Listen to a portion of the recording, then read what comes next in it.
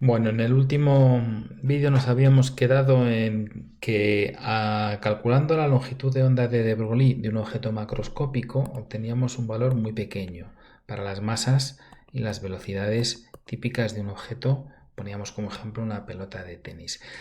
Y sin embargo, para la longitud de onda de Broglie para objetos más pequeños, con poca masa, aunque sea con más velocidad, nos salía una longitud de onda de Broglie de este orden de magnitud. Esto es lo que teníais que hacer vosotros.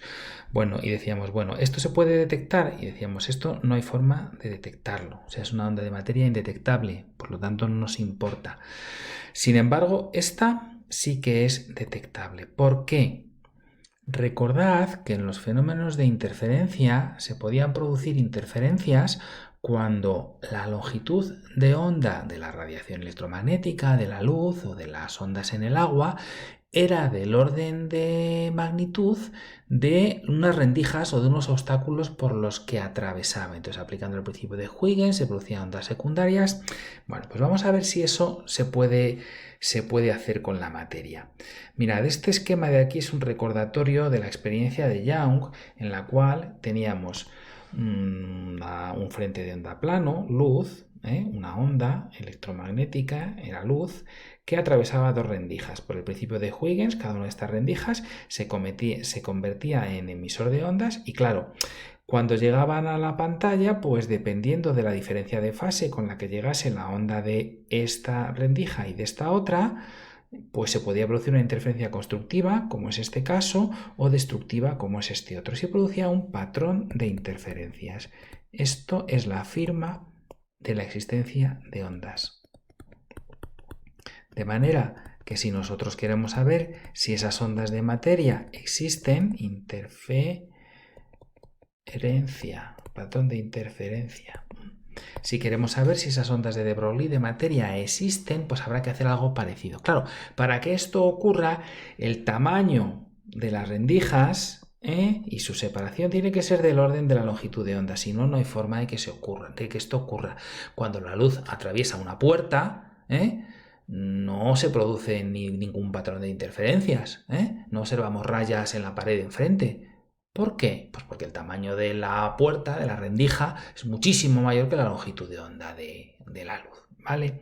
Sin embargo, eso sí que se puede producir en el caso de que ondas de agua atraviesen un obstáculo, pues yo que sé, como los pilotes que haya en un puerto, etcétera. Se producen interferencias. Bueno, pues resulta que, claro, ¿qué tamaño de rendija podemos hacer para que sea del orden de magnitud de la longitud de onda de De Broglie? Fijaos el tamaño del átomo, pues la cosa está clara.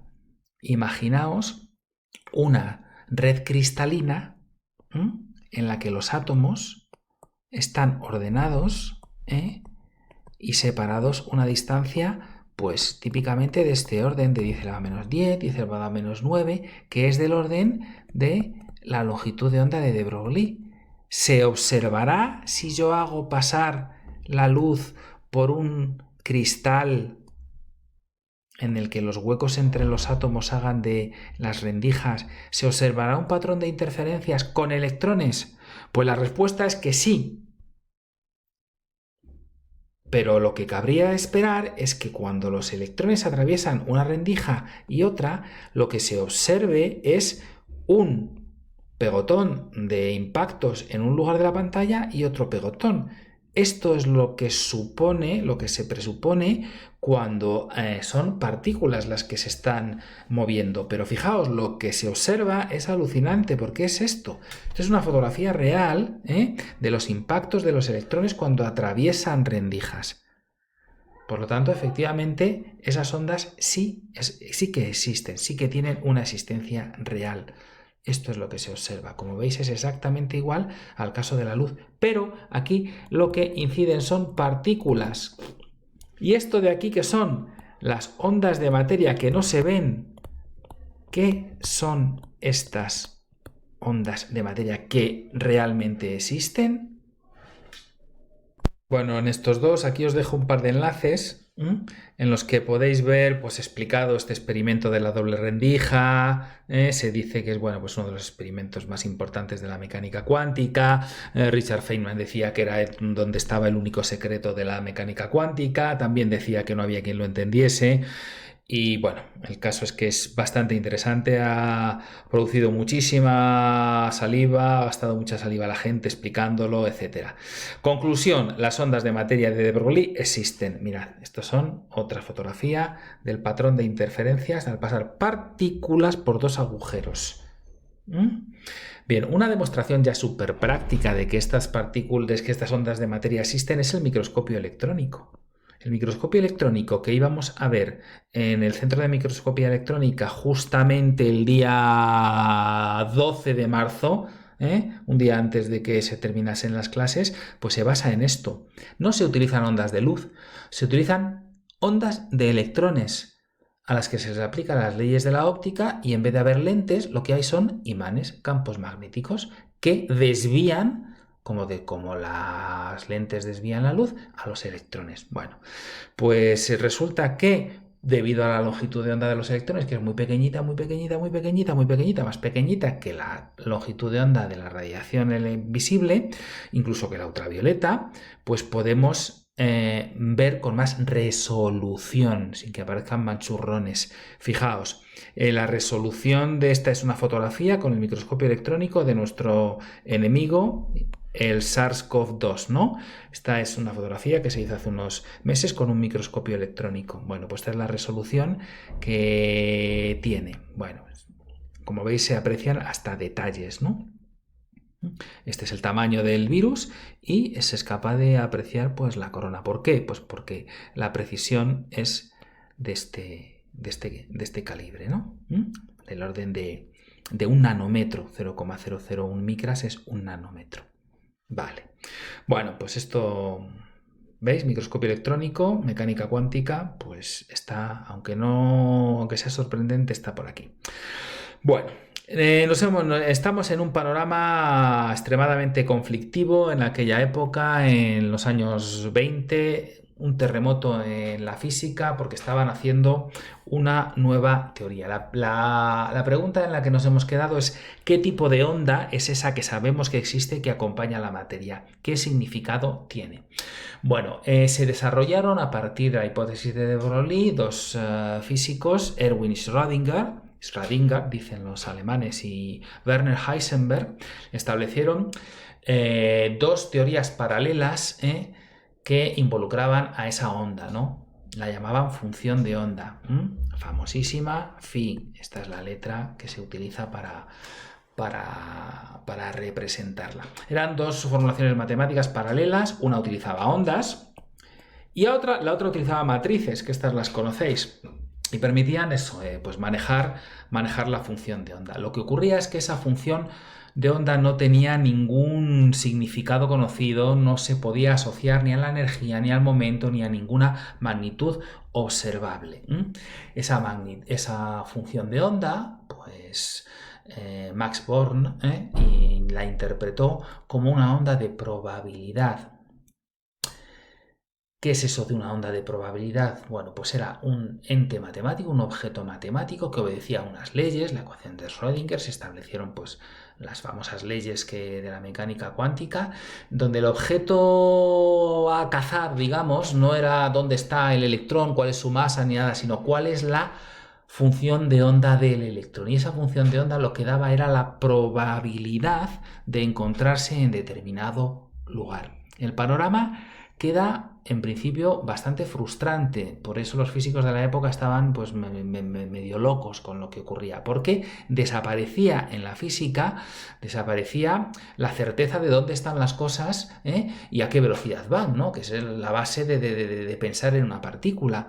Ahora esas partículas que vamos a tener que acostumbrarnos a no llamarlas ya partículas, esos objetos, que ya seguiremos llamando electrón o protón, pero ya no son una bolita que está en un sitio moviéndose a una velocidad. Cuando nos acercamos mucho, mucho, mucho a ellas, pasan a ser un objeto difuso descrito por este objeto de aquí.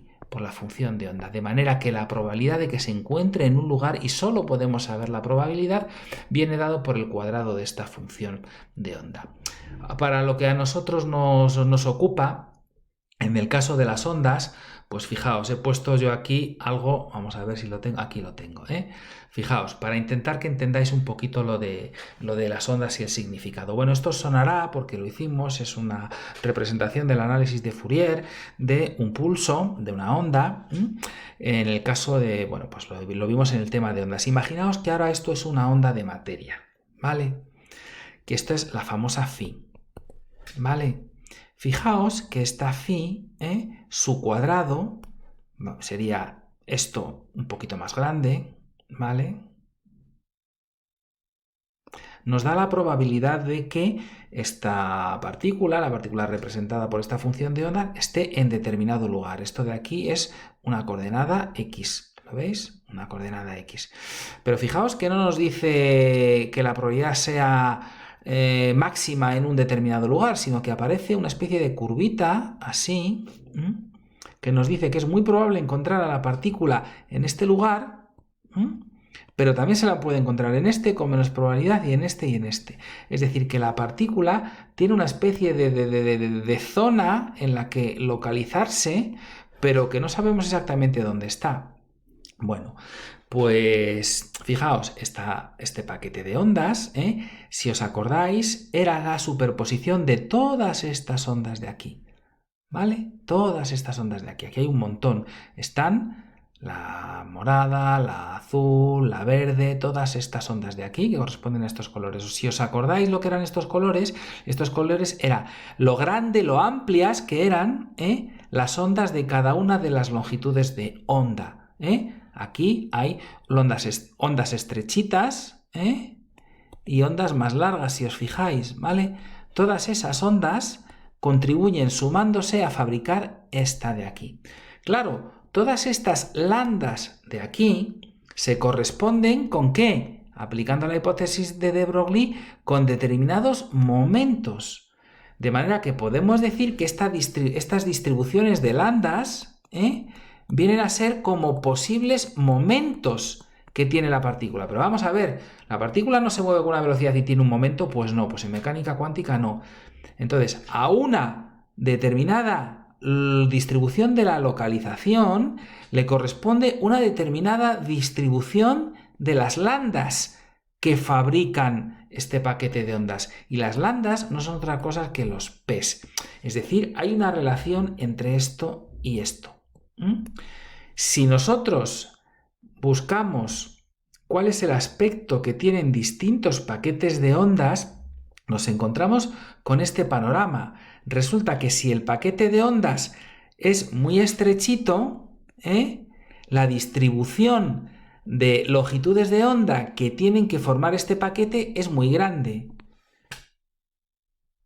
Y si el paquete de ondas está muy difuso en el espacio, la cantidad de ondas que tengo que utilizar, distintas landas, es muy estrechito.